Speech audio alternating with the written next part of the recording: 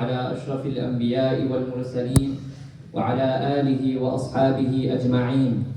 أما بعد، فقد قال الله تبارك وتعالى في القرآن الكريم بعد أعوذ بالله من الشيطان الرجيم. بسم الله الرحمن الرحيم. يا أيها الذين آمنوا اتقوا الله وكونوا مع الصادقين. وقال تعالى: يا أيها الذين آمنوا اتقوا الله وقولوا قولا سديدا يصلح لكم أعمالكم ويغفر لكم ذنوبكم، ومن يطع الله ورسوله فقد فاز فوزا عظيما. وقال تعالى: يا أيها الذين آمنوا اتقوا الله ولتنظر نفس ما قدمت لغد واتقوا الله إن الله خبير بما تعملون. وقال تعالى: أم كنتم شهداء إذ حضر يعقوب الموت إذ قال لبنيه ما تعبدون من بعدي قالوا نعبد إلهك وإله آبائك إبراهيم وإسماعيل وإسحاق إلها واحدا ونحن له مسلمون. صدق الله العظيم. وعن أبي هريرة رضي الله عنه قال: قال رسول الله صلى الله عليه وسلم: إذا مات الإنسان انقطع عنه عمله إلا من ثلاث: إلا من صدقة جارية أو علم ينتفع به أو ولد صالح يدعو له، أو كما قال عليه الصلاة والسلام. صدق الله العظيم وصدق رسوله النبي الكريم، ونحن على ذلك لمن الشاهدين والشاكرين، والحمد لله رب العالمين. سبحانك لا علم لنا إلا ما علمتنا إنك أنت العليم الحكيم. رب اشرح لي صدري ويسر لي أمري واحلل عقدة من لساني يفقه قولي. رب زدني علما، اللهم انفعنا بما علمتنا وعلمنا ما ينفعنا وزدنا علما وعملا يا رب العالمين. My dear brothers and sisters, we will start off with the glorification of Allah subhanahu wa ta'ala. Allahumma ya man la tarahu al-uyun. O Allah, the eyes cannot see. وَلَا تُخَالِطُهُ الظُّنُونَ, and the thoughts cannot fathom. يَعْلَمُ مَثَاقِيلَ الْجِبَالِ, He knows the depth and the weight of the mountains. وَمَكَائِلَ الْبِحَارِ, and the depth of the deepest oceans. لَا تُوَارِي مِنْهُ سَمَاءٌ سَمَاءٌ وَلَا أَرْضٌ أَرْضًا. Nothing can remain hidden from the sight of Allah subhanahu wa ta'ala. Allah subhanahu wa ta'ala says: قل لو كان البحر مدادا لكلمات ربي لنفد البحر قبل أن تنفد كلمات ربي ولو جئنا بمثله مددا. That say, O Prophet of Allah, if the waters of the ocean were to be churned into ink, and all the trees of the world were to be churned into pens, and they get busy writing down the glorification of Allah subhanahu wa ta'ala, then the pens will perish, the ink will finish, but the glorification of Allah subhanahu wa ta'ala will never come to an end. Every aspect of human existence is covered within the teachings of Islam. Hence, the teachings of Islam speak about the rights of every single person in society, including animals, plants, the earth, and the environment itself. And when a person lives his life fulfilling the rights of everyone, be it living or non-living, he will do things different. And in order for us to have a society that is beautiful, that is peaceful, that is enjoyable to live in, then we must fulfill the rights of everyone. It's not about, I will fulfill your rights if you are going to fulfill my rights.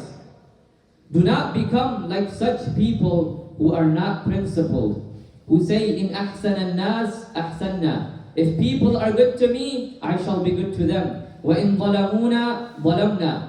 And if people are oppressive, I shall be oppressive as well. This is not how a Muslim lives his life.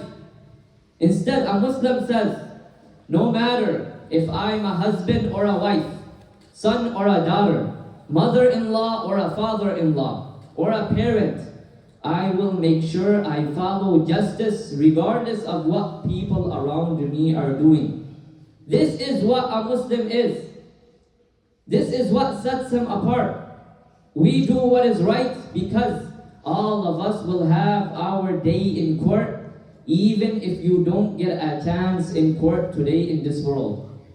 As Muslims, we believe everyone has to stand in front of Allah subhanahu wa ta'ala. Allah subhanahu wa ta'ala says, وَلِمَنْ خَافَ مَقَامَ رَبِّهِ جَنَّتَانِ. The one who fears standing in front of Allah subhanahu wa ta'ala, for him is two Jannah. For him is two paradise. If you fear the first night of the grave, and if you fear standing in front of Allah subhanahu wa ta'ala, then the way you and I will act with those around us will be very different. It will not be dependent on how they act with us. Rather, it will be dependent on the level of conviction that we have to face Allah subhanahu wa ta'ala. Allah subhanahu wa ta'ala says, اقرأ كتابك. Read your own book. I don't need to say anything. That day is going to come for me and for you and for all of us. That whatever we have done, whether the public knows about it or not, whether others know about it or not, it's all being written down. By كِرَامًا كَاتِبِينَ يَعْلَمُونَ مَا تَفْعَلُونَ. The honorable scribe who writes everything down, and it will be presented to us on the day of judgment. كَفَى بِنَفْسِكَ الْيَوْمَ عَلَيْكَ حَسِيبًا. You are a sufficient accountant of your own deeds today. My dear brothers and sisters, from amongst the many units that we have, one's personal heart is also a unit. And after that, at a community level, the most important unit is the unit of the family. If the family unit is in good shape, then we can expect the whole ummah to be in a good shape. Then we can expect the whole community to be in a good shape. But if the family unit is messed up and corrupted, then how can we expect the whole ummah to be in a good shape? How can we expect the whole community to be in a good shape? When we normally hear about these kind of incidents, like the incident of Fir'aun, or the incident of Namrud, we sort of think, this only applies to Fir'aun, and this only applies to Namrud. This is about the arrogant and the tyrant rulers. This has nothing to do with me. But at the end of the day, all of these stories and incidents, the whole idea of Allah subhanahu wa ta'ala mentioning them in the Quran, it's not just for information. Rather, it's for reformation. It's so that what can I take from here? Because we also have a kingdom. Allah subhanahu wa ta'ala has made all of us a king in our own way, in our own capacities. Whatever we own, our house is our kingdom. That's your palace. You have certain wealth that Allah subhanahu wa ta'ala has given you. You have certain rule over certain individuals. Maybe you have been given more than somebody else. So again, the same rules apply. Allah subhanahu wa ta'ala will be looking at me, and Allah subhanahu wa ta'ala will be looking at you, just as how He looked at Fir'aun, and just as how He looked at Namrud. Are we fulfilling the rights of all those who we are responsible for? Are we fulfilling the rights of those who live under our roof?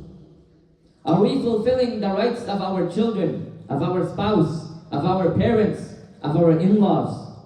If we as adults have a hard time fulfilling the rights of 2 people in our house, 3 people in our house, 4 people in our house, then how do we have time to sit and complain about what is happening at an international level? What world leaders are doing and what they are not doing? And my saying that is not to say that we shouldn't look at what world leaders are doing, but what I'm trying to say is that we have to fulfill our responsibilities first before we look at other people. It's like a child who's got his homework to do, but he just sits there and says, I wonder what is the president going to do today? Take care of your responsibilities first. Do your homework first. You don't need to worry about that stuff. There are other people worrying about that. So fulfill your responsibilities first, then you can worry about other things. We usually hear the rights of parents upon the children. This is a topic that should be spoken about even more. And from time to time, we may hear it in a khutbah. But one thing that we don't hear too often is the rights of children upon the parents. It is a two-way street. There is no such thing as a one-way street when it comes to right. Husbands have rights upon wives. Wives have rights upon husbands. Similarly, parents have rights upon children. Children have rights upon parents as well. It is a two-way street. Allah subhanahu wa ta'ala says, Ya ayyuhalladhina amanu qu anfusakum wa ahlikum nara. That all you who believe, protect yourselves and your families from the hellfire. Now, it is important for parents to protect their children from suffering in the heat outside at 100-degree temperature somewhere. It is important for parents to protect their children from the freezing cold somewhere. But that's not the worst part. The worst part is the fire of Jahannam, which is far more intense than any fire of this world. As parents, it's our responsibility to raise such men and women who will live such a life which will not lead them to Jahannam. Instead, they know how to live their life in a way which will protect them from the hellfire and hopefully be worthy of gaining Allah's mercy to get into Jannah. That is the first right our children have upon us. That we give them this level of life which will make them worthy of Jannah. It's not about, I want you to be obedient to me. It's about, I want you to be obedient to Allah subhanahu wa ta'ala. Which one hurts us more? When our children don't wake up for Salatul Fajr compared to when our children don't wake up for school? Which one hurts us more? When our daughters leave the house in a very inappropriate manner, does that hurt you more? Or when he or she says that I don't want to study the major that you want me to study? This is where we can test our loyalty to Allah subhanahu wa ta'ala. If we are not going to be loyal to Allah, how can we expect our children to be loyal to us? Allah subhanahu wa ta'ala says, وَاللَّهُ جَعَلَ لَكُم مِّنْ أَنفُسِكُمْ أَزْوَاجًا وَجَعَلَ لَكُم مِّنْ أَزْوَاجِكُمْ بَنِينَ وَحَفَدَةً وَرَزَقَكُم مِّنَ الطَّيِّبَاتِ. That Allah subhanahu wa ta'ala has granted you sons. Allah subhanahu wa ta'ala has granted you grandsons and many beautiful things. Treat your children as a gift from Allah subhanahu wa ta'ala, as an amana, as a trust. Ask those people who don't have any children. Ask those people who have been married for many years and don't have any kids. Ask those people who have lost their children, especially in Gaza and many other places in Sudan, where parents are burying their own children with their own bare hands. They will tell us exactly how it feels to lose a child. Allah subhanahu wa ta'ala says, يَهَبُ لِمَنْ يَشَاءُ إِنَاثًا وَيَهَبُ لِمَنْ يَشَاءُ الذُّكُورِ. That Allah subhanahu wa ta'ala gives sons to whoever He wants, and He gives daughters to whoever He wants. Hiba is a gift, بِلَا عِوَذْ وَلَا ثَمَنٍ. You are not paying for it. There is no payment for it. The giver of children is only Allah subhanahu wa ta'ala. Nobody else can give. He gives without us even deserving of it. If you have children, then that's Allah's bounty and mercy. If He hasn't given any, then He knows best why He hasn't given. It's a gift. If He wants to give, He will give. If He doesn't want to give, He won't give. Sometimes He gives more, sometimes He gives less. Sometimes He gives boys, sometimes He gives girls. Sometimes He gives both, and sometimes He doesn't give at all. This is the hikmah and the wisdom of Allah subhanahu wa ta'ala. Ibrahim alayhi salam, he made dua to Allah, Rabbi habli min as-salihin. That, oh Allah, grant me a child that will be from amongst the righteous. And that is not only a benefit for the child, it's a huge benefit for the parents as well. Because if you have a child that is righteous, that child will assist you in your life, will help you, will look out after your needs, will care for you. And once you have gone away from this world, this child will make dua for you. This child will give charity on behalf of you. This child will recite Quran for you. The Prophet ﷺ said, when a person dies, all of his good deeds come to an end except for three things. And one of them is waladun salih yad'u lah, a pious, righteous son or daughter who will make dua for you even after we have gone from this world. If we decide to give our children the best of the world, the best of clothing, the best of food, the best of education, the best of everything, but when it comes to piety, when it comes to religion, when it comes to deen, when it comes to taqwa, we are not too concerned. We say, oh, we shouldn't be too strict with them. We shouldn't push them too hard. Let them be their own selves. They can discover who they are themselves. The ulama and the scholars have said, tarbiyah and molding them is in your hands. Right? Piety and righteousness is in the hands of Allah subhanahu wa ta'ala. You cannot force your way in. If you could force your way in, then Prophet Nuh alayhi salam would have forced his way in. You cannot force them to be a believer or a non-believer. However, what you can do is, you can teach them how to be respectful, how to sit, how to stand, how to speak with the elders, how to speak with the young, how to be well-mannered. That is definitely the role of the parents. We have understood tarbiyah and upbringing to be focused on ensuring that they get into a good college, graduate with a good GPA, and learn how to earn money. That's it. It doesn't matter if they know how to recite Quran or not. It doesn't matter if they know how to pray or not. It doesn't matter who they hang around with. It doesn't matter who are their friends. As long as they have good grades, as long as they have a good GPA, as long as they are passing their grades, as long as they get into a good college, I can care less about anything and everything, even at the cost of them leaving the fold of Islam. So my dear brothers and sisters, what are we doing to ensure that our children are being raised upon Islam? And one of the ways we can ensure that they are being raised upon Islam is to connect them with the house of Allah subhanahu wa ta'ala. And the houses of Allah subhanahu wa ta'ala, they don't run on themselves. We need to support it. Financially, spiritually, physically. The Prophet sallallahu alayhi wa sallam said, مَا نَقَصَتْ صَدَقَةٌ مِّن مَالٍ. That sadaqah does not decrease a person's wealth. Rather, it increases it. If a person gives $1,000, for example, or $2,000 for the sake of Allah subhanahu wa ta'ala, it doesn't necessarily mean that you will get back $4,000 or $6,000. It's not necessarily the case all the time. But if Allah wants, He can give it back in many folds. But there are many other ways Allah subhanahu wa ta'ala can increase a person's wealth. For example, you gave sadaqah for the sake of Allah, you're about to get into a car accident. But because you donated for the sake of Allah, Allah subhanahu wa ta'ala saved you from that car accident which would cost you hundreds and thousands of dollars. Another way Allah subhanahu wa ta'ala can increase a person's wealth is that a person has a business, but his business does not profit as much.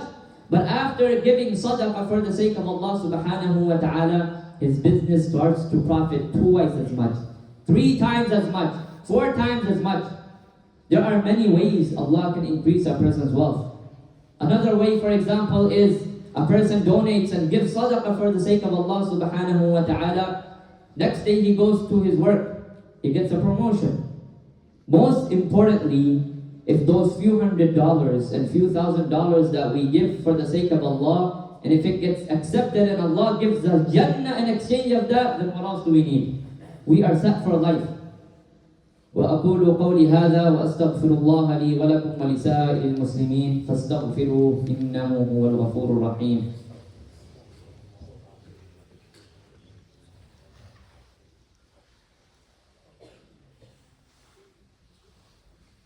الحمد لله رب العالمين والصلاة والسلام على أشرف الأنبياء والمرسلين. أما بعد، فقد قال الله تبارك وتعالى في القرآن الكريم بعد أعوذ بالله من الشيطان الرجيم بسم الله الرحمن الرحيم إن الله وملائكته يصلون على النبي يا أيها الذين آمنوا صلوا عليه وسلموا تسليما.